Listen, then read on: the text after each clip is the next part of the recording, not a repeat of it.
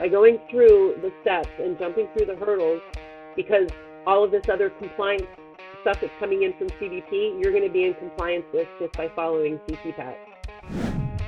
Welcome to Simply Trade, brought to you by Global Training Center. My name is Lalo, and together with my co-host Andy, we have well over 60 years of combined trade, logistics, and supply chain experience. Along the way, we have seen and witnessed different challenges in trade compliance. We decided to put this show together and call on our friends and colleagues in the business to hang out with us and share their knowledge in all things trade. Thank you for spending some time with us. Enjoy the show.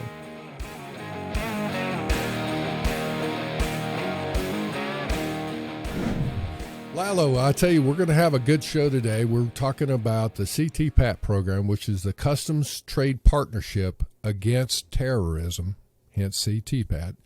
And we're going to get to talk about what the big deal is. You know, it's going to be cargo security. It's going to be like an importer self-audit or self-assessment. There's a lot in covering that umbrella of the CTPAT program. Right. And I guess this is kind of a good place to have this show, only because in recent shows we've had guests talk about different things that affect your supply chain. And for example, forced labor, that obviously you need to check your suppliers, and sometimes anti-dumping and countervailing duties as well. You know, just need to make sure that you're dealing with suppliers that are not going to, you know, dump, let's call it, products and cause higher duties. And so I think this is a good place to talk about this. And like you said, this does involve both your supply chain security and your trade compliance. But let's go ahead and just concentrate on that one thing, because we do have Karma Ruiz coming on, and so she'll be telling us about that part of the program, the core part of which is what everybody understands or knows CTPAT for. It's a good program. It's been around for a while, but on the same token, there's some upsides and downsides. So right. Karma's going to be able to help us understand a lot more of that. So let's bring Karma on. Well, Karma, all right, we're going to obviously, as we told everybody, we're talking about the CTPAT program. And there is a lot of, it's been around for a while. Obviously, it's a trusted trader type of a program. So as far as getting into it, I'm just going to jump into something. You go, why would anybody go through all the time, effort, and expense to become CTPAT certified? Are there any benefits to it and all that? So once you jump in and just tell us about the program and what you think about it, is it worth it or not? Well, I've asked that question several times, because when someone approaches me, I want to make sure I'm, doing right by them. So I do definitely think there's some pros and cons. Some of the benefits, I'd say, are just the ones that are on the surface, because they have, reduced inspection. It increases your competitiveness. But, the one thing that I think people need to realize whenever they're looking at this is that if you aren't in the program and you think that you're going to be able to bid for one of these large importers and get their business, you're going to have a problem, because what's going to happen is they might say, if you're not CTPAT member, then you can't be part of the program. You can't even bid on our, do our RFP. So, I mean, that's one big thing that people have to take into consideration. And once you do apply, it takes a few months. I do think a big benefit, though, is that with that trusted trader that you were speaking about, there's mutual recognition programs with countries overseas. And if you are working with a company overseas and they're in that mutual recognition program, then you're considered a trusted trader internationally. And it works really, then you don't have to go through that vetting process for your overseas vendors. It makes it a lot easier.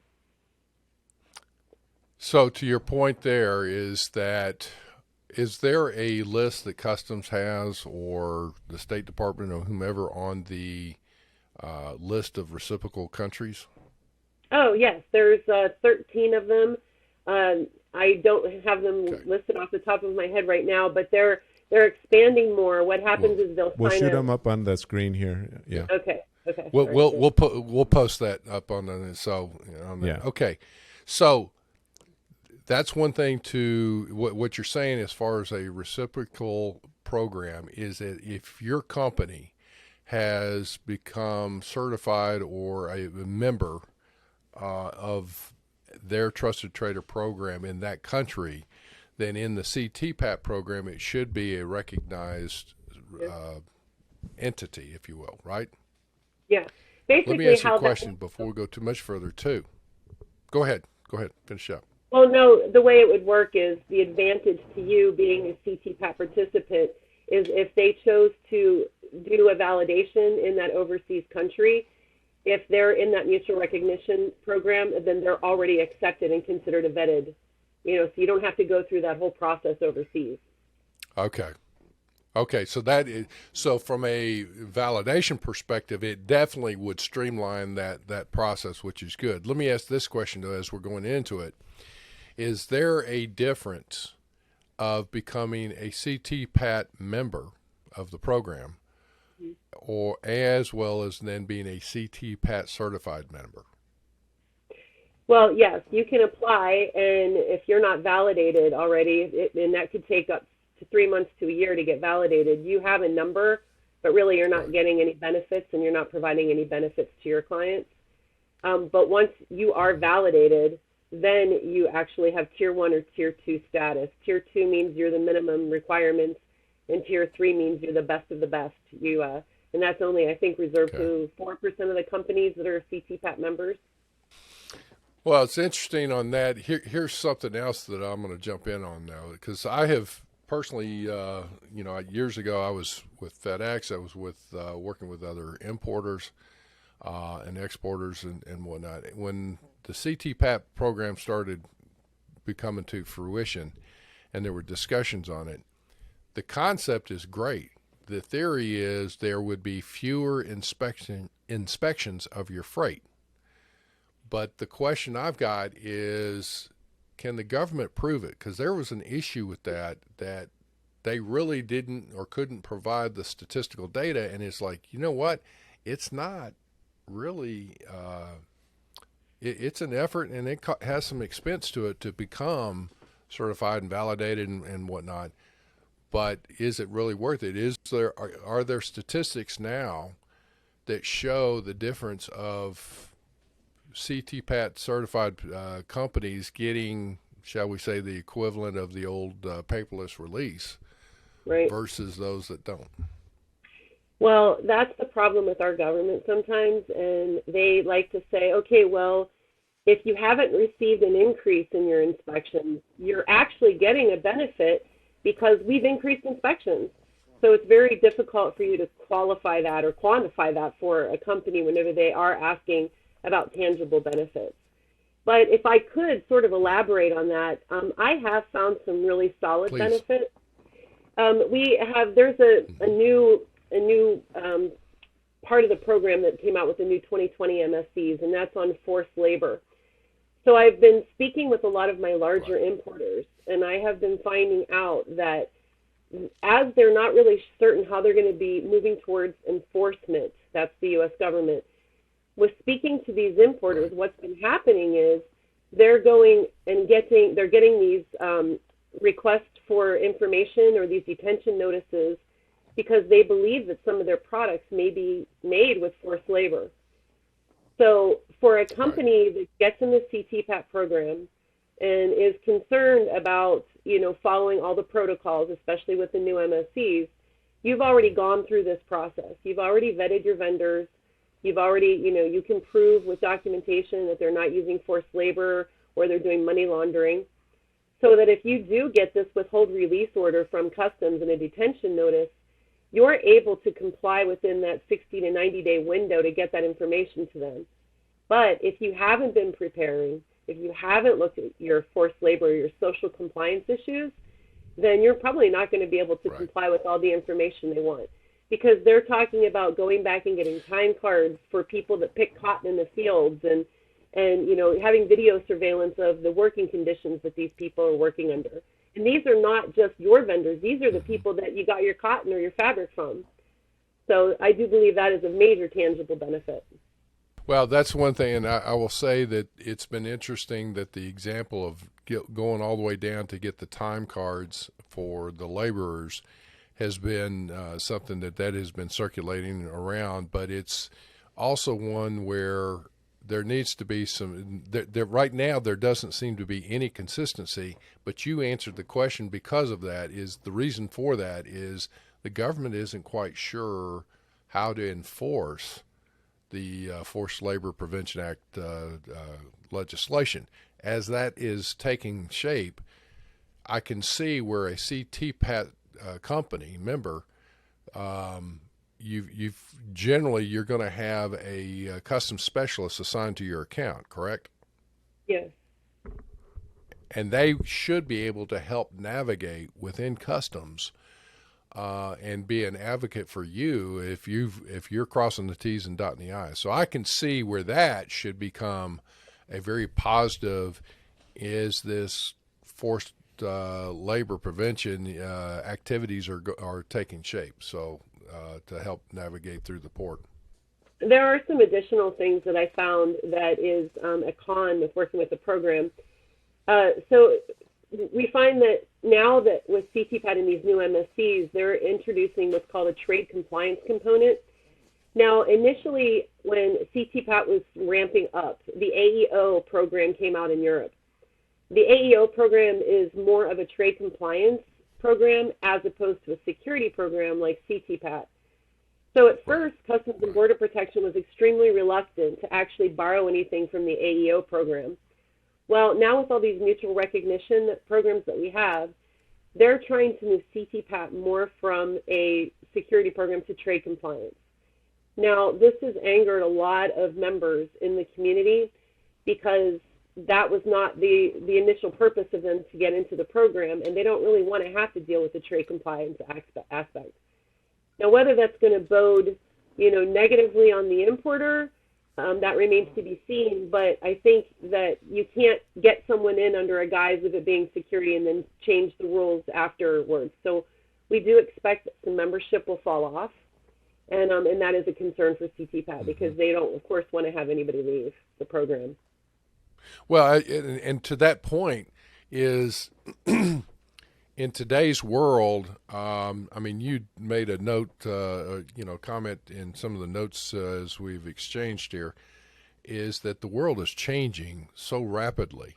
One of the things, though, I would also say in that is that the compliance, be it trade compliance, being import compliance, being export compliance, and when I put trade compliance, I'm talking about everything from a widget being sourced, again, trade compliance being is it forced labor or not? Have you taken due diligence in that? Is it the valuation on it appropriate? Country of origin marking, all those kinds of things. That's what I'm looking at as far as those trade compliance, especially trade programs. But when you're actually exporting the goods, then you have a whole nother realm of the, restricted parties, denied parties, screening, the importing, same thing. All that kind of stuff, though, that comes into play needs to be looked at somewhat holistically. So I can see where a CTPAT program, where the intent was there initially, but it's been out there for, 15 years or 20 years now? I hate to say it's like, has it been 20? I know it's at least 15. Yeah, it's like 20 years. Yeah, I was, I think, 6 years old when it started. Yeah. Anyway. Yeah, right.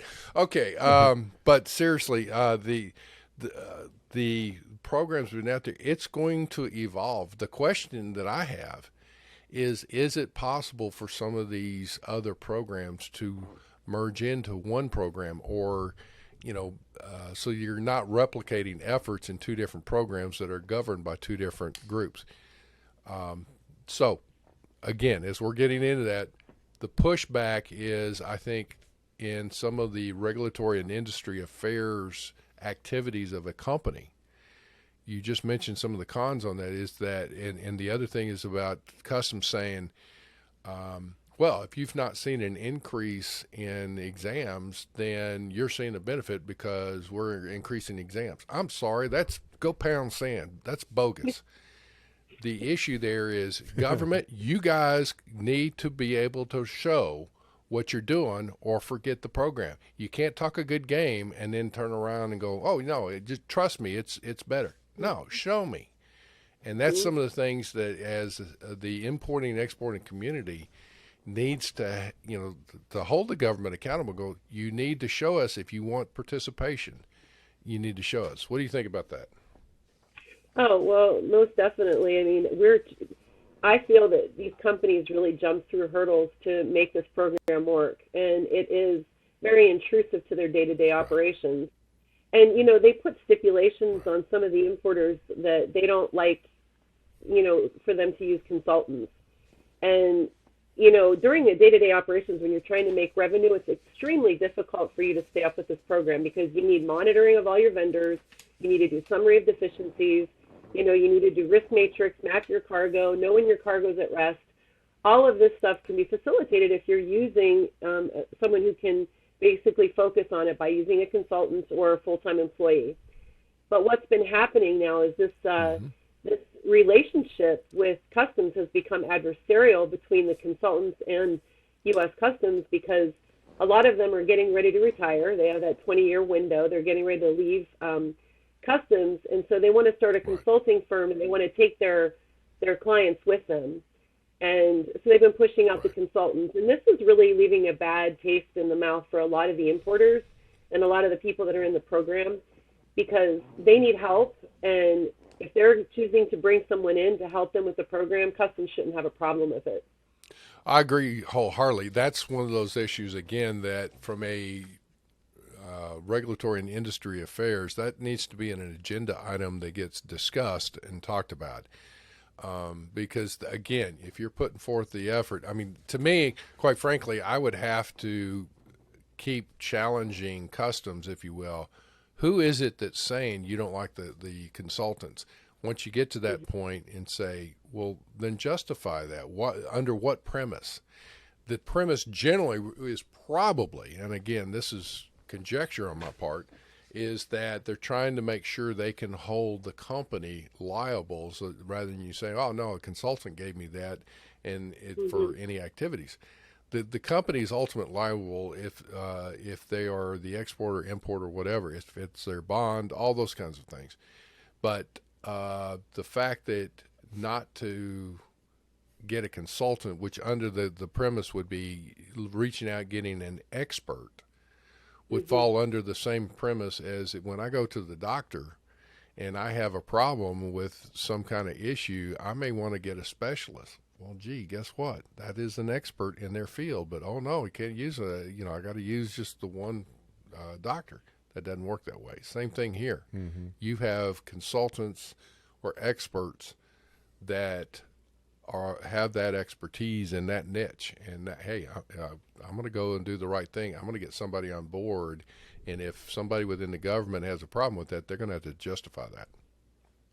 Well, and not only that, there is an accountability element too with the portal, because what they've done now, before other people could submit it, now it has to be an officer of the company, and consultants actually have to have their own separate sign-on into the portal, and and then so they even know that you're a consultant. So there's no real way to get around it. It's very visible.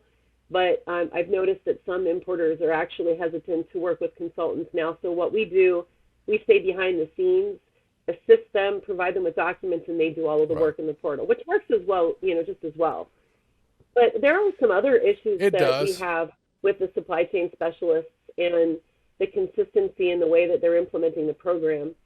Now, the way I've had some companies that have been in CTPAT from the very beginning, and they've passed every year. They do their due diligence. They're very, very. They really are to the letter of the program. They're really following it, and then they'll switch supply chain specialists, and they'll be suspended because all of a sudden they're not in compliance. Now, how do I justify that to an importer that the program is valid and it's doing something worthwhile whenever for 10, 15 years they've been passing, and then all of a sudden they get a new person that thinks that it's not that they're not up to speed. Now, I do think the new minimum security criteria is eliminating a lot of that, that open-ended interpretation of how it should be, the program should be implemented. I do see more of a checklist coming through.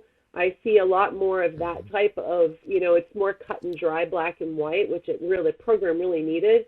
So I do see the program moving towards a positive direction, but I think there's still some hurdles that we need to overcome. Well, you're hitting on something that, again, trade associations that are involved with meeting with the different bureaucrats, departments, whatever, on behalf of an industry. So it may not necessarily be a specific company, but it would be for the industry or for the importing community or exporting community or whatever they're moving forward on. That's one of those things that needs to be discussed, and again, to hold them accountable on that. The problem is that if they're not responding, which there's been challenges in this, if they're not responding, that association is going to have to be willing to escalate it, because it will get there. I mean, we're not the enemy. That's the problem that I've seen. There are times with the pendulum effect where all of a sudden the importer or that company is looked at as the enemy right off the bat. And to your point, going several years being just fine and then all of a sudden getting suspended. I don't see how they could justify that. The other is with the CTPAT and the customs supply or the supply chain specialists. They seem to operate somewhat autonomous from the what's the other program? I've gone blank, where they have the C's, isn't it? Isn't that what they were called? The Centers of Excellence. Yeah. Mm-hmm. And there seems to be at times where, look, if you're looking at suspending somebody over a CTPAT issue, well, chances are they're also going to be in a client in the C, don't you think? It's like, hey, you guys need to talk here. What's going on? Well, I mean, it's even worse than that. I mean, the Centers of Excellence and Expertise, I do get your reference there, but I mean, it goes down to a simple thing within the government where they don't even know that a company is participating in CTPAT, because whenever I mitigate penalties for companies, I have to prove that they're in the program, and what I have to do is cut and paste the part, log into the portal and cut and paste that they're approved in their number, or else nobody else has any visibility to their participation. So, I mean, yes, I mean, we're talking that's actually U.S. Customs together comprehensively, and they can't figure it out. So when you're talking about a Centers of Excellence and Expertise, that's dealing with much higher level than CBP. So yeah, it doesn't surprise me at all that there's no communication between the two groups, but definitely something that needs to be done. There needs to be more communication. Carmen, we've kind of talked through some things. Let's go to, again, the scenario. In today's world, chances are it would still be a wise move for somebody, a company, to become a CTPAT member, so that they are not going to, knock themselves out of some of these, bids or contracts potentially. Would you not agree with that? Well, yes, but I try not to look at the benefit of something as the potential business. What I try to look at as being a positive and a tangible benefit is you are going to know your supply chain. I have had so many people shocked whenever they looked at their supply chain and all of a sudden they realized that they're, $500,000 worth of equipment being taken to the port in the back of a Toyota pickup truck. That type of thing, knowing when your cargo's at rest, that's very valuable, because if you know where your cargo's at rest, you're very much able to put in checks and balances to stop any type of pilferage, or, to your cargo. Right. There's just, and like I said, when you're starting to do the social compliance, which is now a very big thing, when you assess your supply chain, you have no surprises. You're able to provide the documentation and show to customs that you've done your due diligence. So yes, it is cumbersome. Right. There are definitely some problems. Go ahead. Yeah, I was going to say, here at Global Training Center, we say you're a good corporate citizen, right? I mean, yes. You're complying with these, like you said, forced labor, and I mean, even cybersecurity, right? Because that's a big component of it, and you're making sure. Well, personally, you're making sure you're not getting, or trying not to get hacked or ransomed or whatever. So yeah. Actually, with some of the other programs I work with, because I also work with TSA. And it's the CBP, and they have made the cyber issue is actually a very, very big part of it now. You can't even, reinstate your certified cargo screening program now without having a cyber person, a cyber expert, and you have to, be able to explain what your firewalls are and your parameters that you have for your cybersecurity. So yes, that's also another big component. So I do think that what we're doing is, since terrorism is a moving target, CTPAT's trying to catch up. I think they're doing a good job, and I think it benefits the trade by going through the steps and jumping through the hurdles, because all of this other compliance stuff that's coming in from CBP, you're going to be in compliance with just by following CTPAT. Excellent. Okay. Well, Karma, thank you so much. Karma, I'll tell you what, some good information here. If there's anything else too that you have that you want to supply that we can include in the show notes, we'll add those in there. And then we'll definitely have a link to your bio. I want people to know how to get a hold of you, how to talk to you if they need to. So we'll put that on the show notes. Your bio is also always on our website anyway, because you're a regular instructor for Global Training Center. So we'll just keep that going, and we'll make sure we reference that, and people can get a hold of you. That's fantastic, guys. I really appreciate you having me on, and I hope we can continue this talk with some other topics. Okay. We definitely will. Definitely, I appreciate it. Thank you, Karma. You've been excellent. Thank you. Thank you. My pleasure, guys. Have a good day. Thank you very much for joining us. Simply Trade is brought to you by the generous contributions of Global Training Center. You can follow the show and GTC on LinkedIn or Twitter and other social networks. Make sure you check out the show notes in the description for a full rundown of today's show with all the important links. Also, make sure that you share this with a friend and subscribe on your favorite streaming platform. We really like hearing from you. If you enjoyed the show, make sure to rate and review wherever you listen to this podcast. If you or someone you know would like to be a guest on the show, or would like to sponsor Simply Trade, or suggest any topic you would like for us to discuss, please contact us via email at simplytrade@globaltrainingcenter.com, or you can DM us on Twitter at simplytradepod. Thank you again for the privilege of your time. Happy trading.